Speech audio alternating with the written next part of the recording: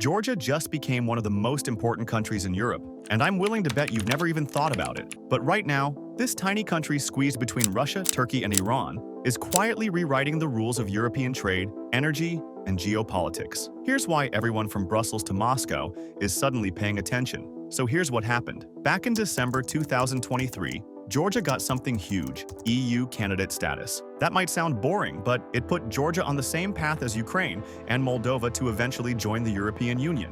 And that matters because Georgia sits on the only land route connecting Europe to Central Asia that doesn't go through Russia. But here's where it gets messy and interesting. Just 11 months later, on November 28, 2024, the Georgian government did something that shocked everyone. They suspended their own EU membership talks until 2028. The announcement triggered what became the longest protest movement in Georgian history, over 126 days of demonstrations in the streets of Tbilisi. And while protesters waved EU flags demanding a European future, something else was happening in the background. Trade with Russia jumped by over 4%, hitting $1.7 billion in 2025. The European Union froze financial aid. They even threatened to suspend visa-free travel for Georgian citizens. So what's going on? Is Georgia moving toward Europe or back toward Russia? The answer is way more complicated, and it reveals something fascinating about how small countries survive when they're stuck between empires. Let me show you why Georgia's position is both a blessing and a curse. Georgia is about the size of West Virginia, with less than 4 million people.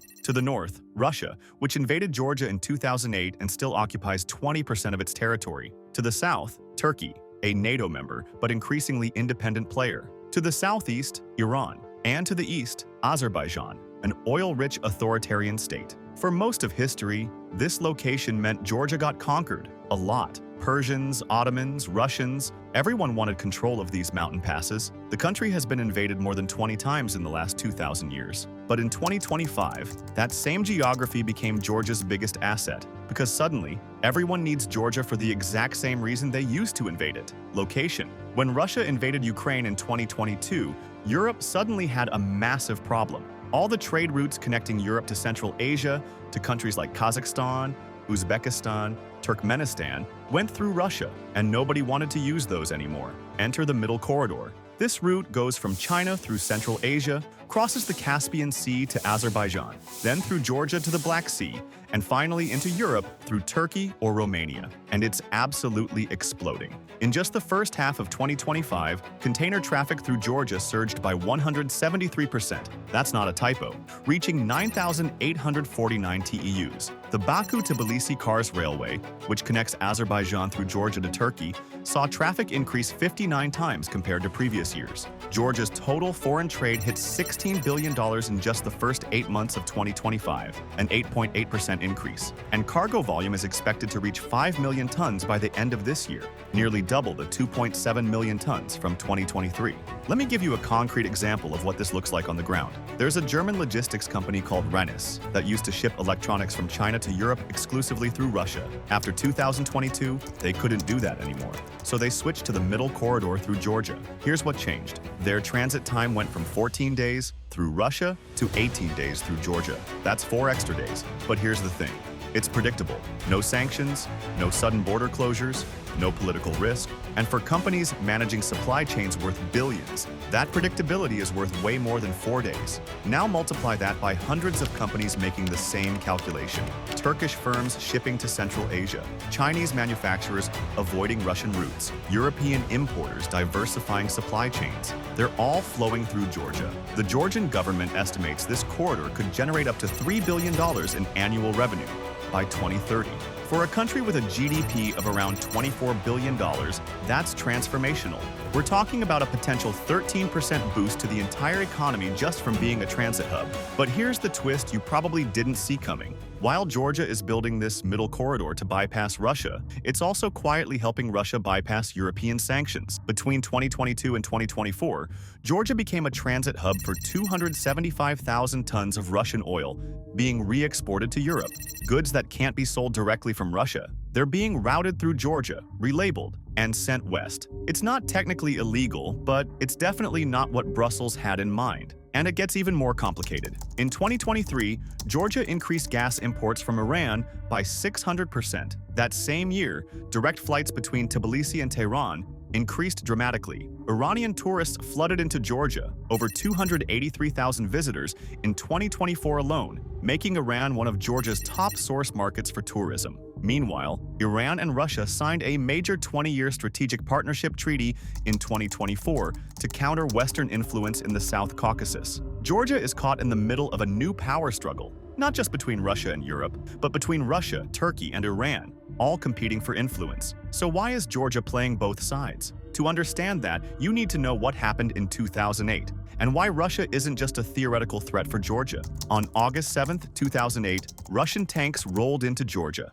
The war lasted 5 days. Russia won, and Georgia lost 20% of its territory, two regions called South Ossetia and Abkhazia. Here's what most people don't realize. Those Russian troops never left. Right now, there are approximately 7,000 Russian soldiers stationed in those occupied territories. The border, and I'm using that word loosely because Russia doesn't recognize it as a border, is less than 30 miles from Tbilisi, Georgia's capital. Imagine if a foreign military occupied 20% of your country and had troops stationed half an hour's drive from your capital city. That's Georgia's reality every single day. And it gets worse. Russia has been slowly moving the boundary markers deeper into Georgian territory through a process called borderization. They literally move the fences at night, claiming a few more meters of Georgian land. Villages that were fully in Georgia-controlled territory in 2008 now find themselves cut in half, with families separated by razor wire. This isn't ancient history. This is happening right now, and it's why Georgia can't afford to completely antagonize Russia the way Ukraine did.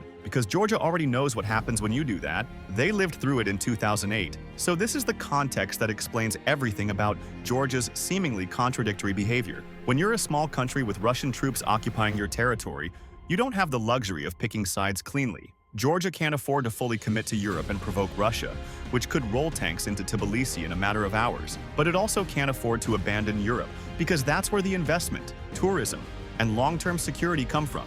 So it does both. This strategy has a name: strategic ambiguity, and Georgia's gotten really good at it. They maintain visa-free travel with the EU. Georgian citizens can travel to most European countries without a visa. They host NATO exercises on Georgian soil. Georgian soldiers have served alongside NATO forces in Afghanistan and Iraq, but they also keep trade flowing with Russia and maintain diplomatic ties with Iran. They don't join international sanctions against Russia. They allow Russian citizens to relocate to Georgia. Over 100,000 Russians moved to Tbilisi after the Ukraine invasion started, fleeing mobilization and bringing their money with them. It's a tightrope walk, and so far they're pulling it off. But this balancing act comes with serious costs. The protests in Tbilisi in late 2024 and early 2025 weren't just about EU membership. They were about identity. Does Georgia face west or east? And the government's answer seems to be whichever direction keeps us alive. But for many Georgians, especially young people, that answer isn't good enough. Over 70% of Georgians support EU membership according to polls. They see their future in Europe, not as a buffer state playing both sides. The protests lasted 126 days, making them the longest in Georgian history. The government responded with force. Police used water cannons, tear gas, and rubber bullets. Over 400 people were arrested. The EU condemned the crackdown. Some European politicians called for sanctions against Georgian officials. And here's the really interesting part. This internal division is exactly what Russia wants. A Georgia torn between pro-European youth and a government playing both sides is a Georgia that can't effectively join NATO or the EU.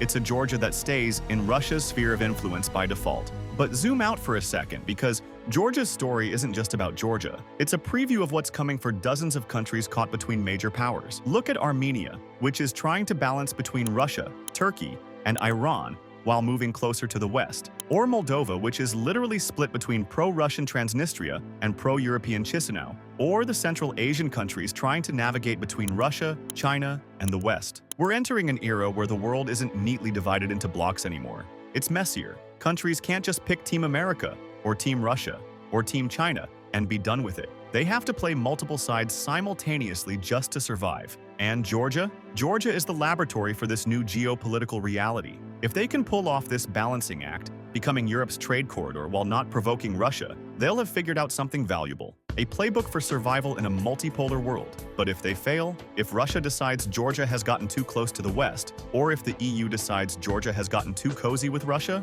then Georgia becomes a cautionary tale instead. And the stakes are enormous, not just for Georgia but for Europe. Because if the middle corridor works, if Georgia can become a stable, reliable trade route connecting Europe to Central Asia, then Europe has successfully reduced its dependence on Russia. That's a massive geopolitical shift. $3 billion in annual corridor revenue by 2030. 5 million tons of cargo this year alone. Hundreds of companies rerouting their supply chains. This isn't theoretical, it's already happening. But it only works if Georgia stays stable, if the protests escalate, if Russia decides to intervene, if the government collapses. Then the entire middle corridor strategy falls apart, and Europe is back to square one. So that's why Georgia matters. Not because it's big, or powerful, or rich, but because it's small, vulnerable, and sitting exactly where everyone needs it to be. And how this tiny country navigates the next few years could reshape trade, energy, and power dynamics across an entire continent. Georgia just became one of the most important countries in Europe, and now you know why.